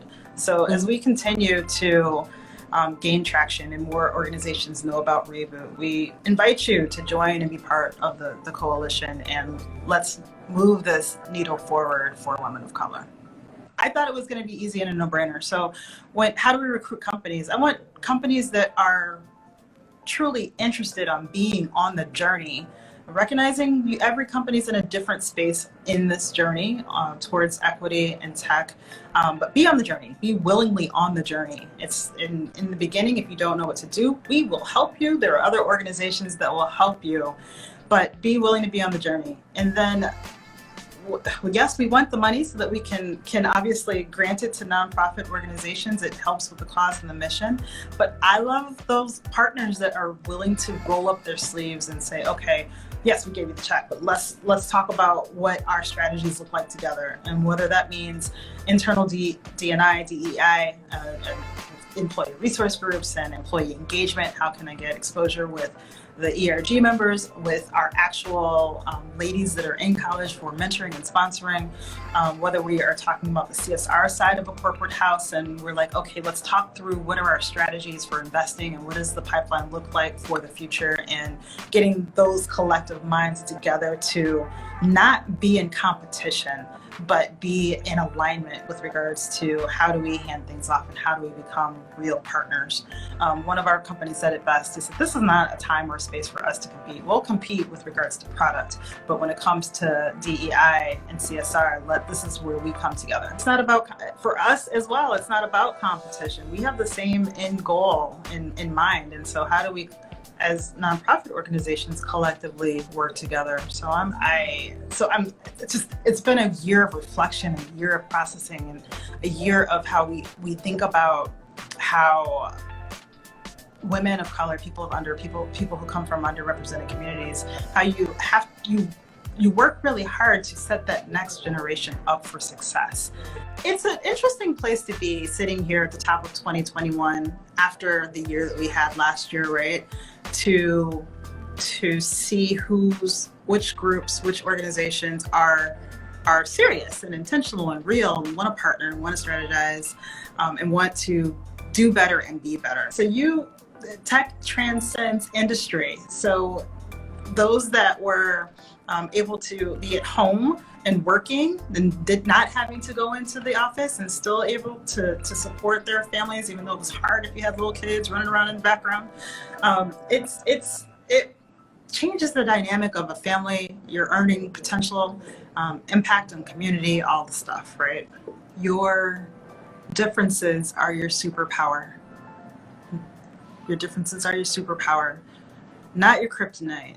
Lean into your differences because that's what's needed right now. That your experiences, your ideas, don't be afraid to speak up and for that, whether you're talking about students in school or women in a meeting or people of color in a meeting. Don't be afraid to leverage your differences because they're what makes you exceptional. Joanna, thank you so much and see you soon.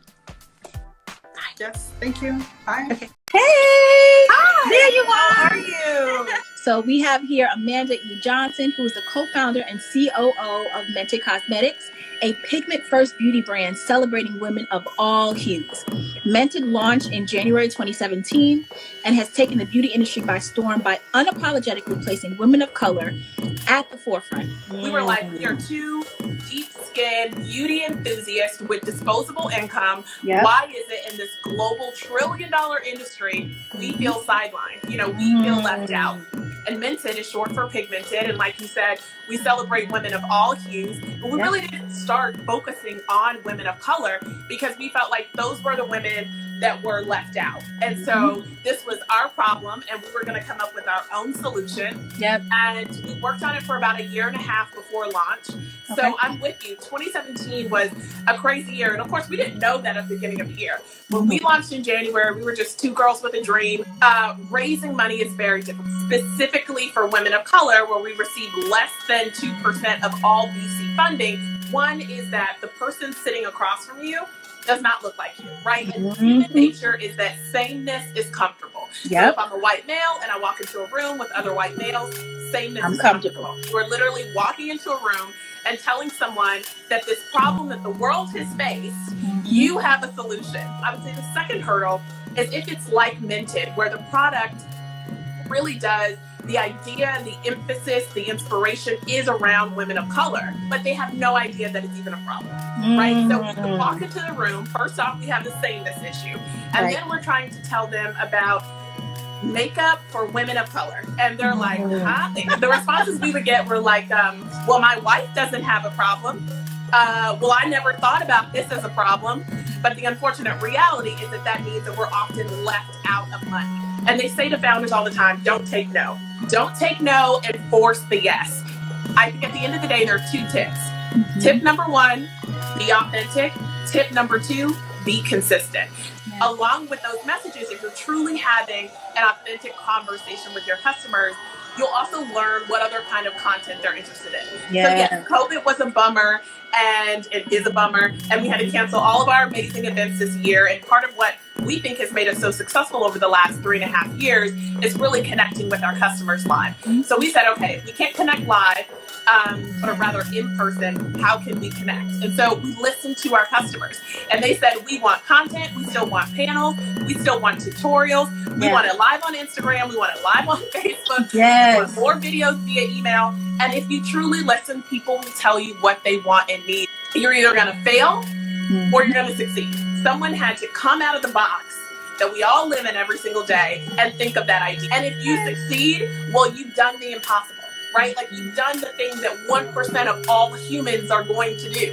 So truly, it's on your side to just go for it and just try it, because otherwise what your alternative is to walk around with regret the rest of your life. That's a long life to lead. And if we could convince them that this was an idea worth backing, then we were going to leave our jobs. If you're going to trust us, we're going to take the plunge and we're going to trust ourselves. Most businesses don't need to raise VC money. If you're not looking to do that, then there might be a different decision point. During the work week, work is crazy. I want to be able to step out and just have a moment. I have a standing hair appointment every 2 weeks on Thursday at 10 a.m. It takes an hour and a half, 2 hours, but it is 2 hours of the work week that belong to me, where I'm doing something for myself. It is a consistent thing that I do, and I love it. If you have an idea, go for it. Now is the time. We need your voice in this too.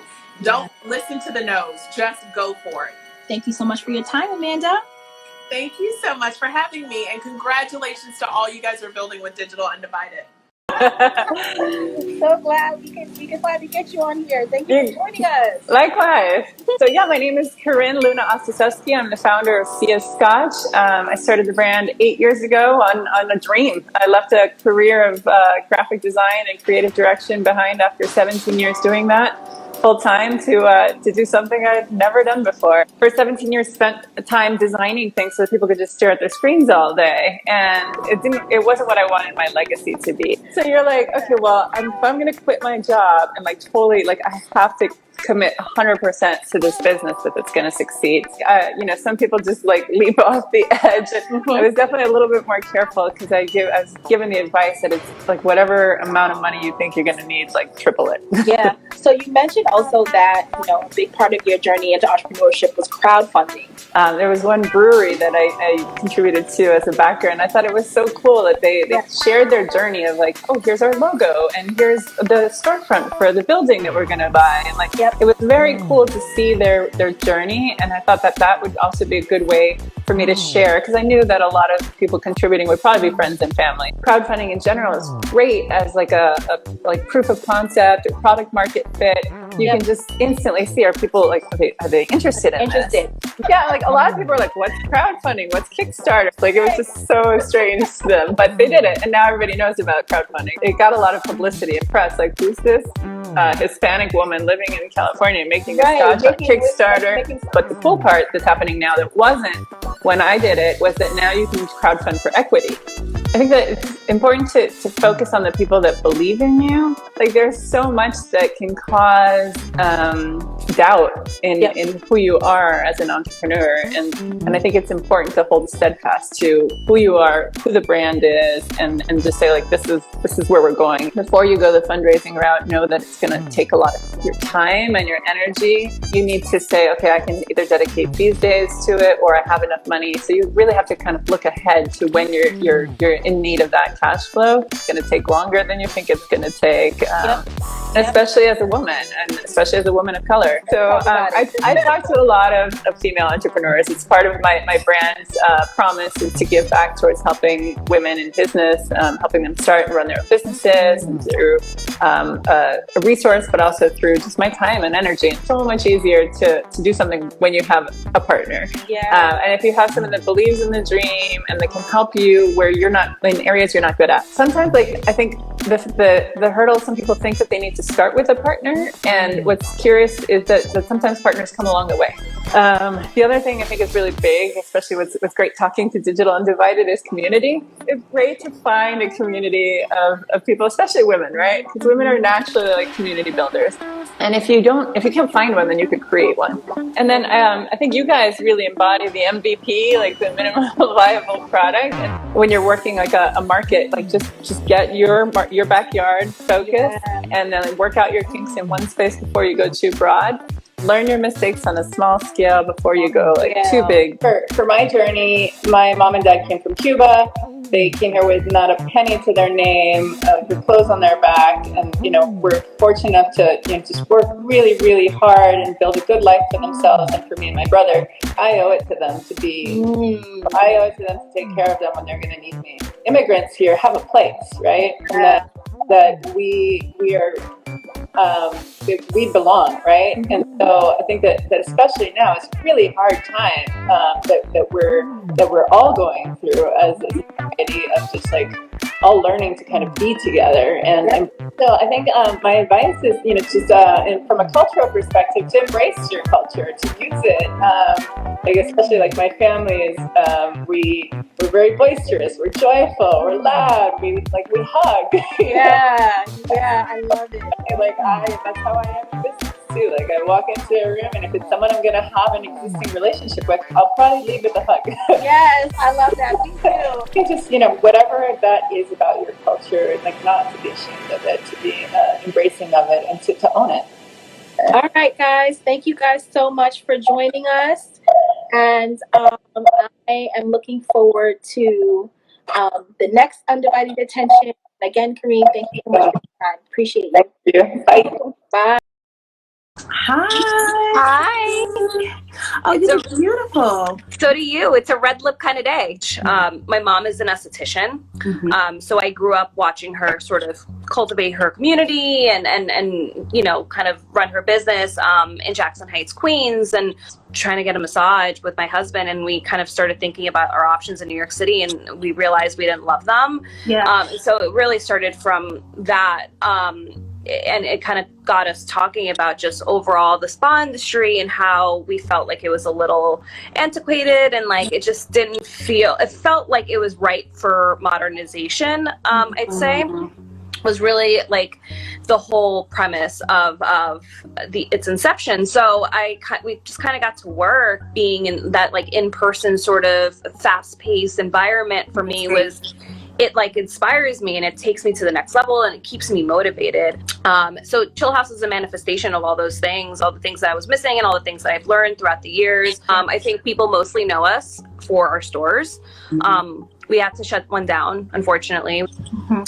But, you know, we realized that we had so many other things that we didn't really put out there as much as we do our core business was, right? So we have a store, obviously that's our biggest overhead expense. We need to make sure we're delivering on that.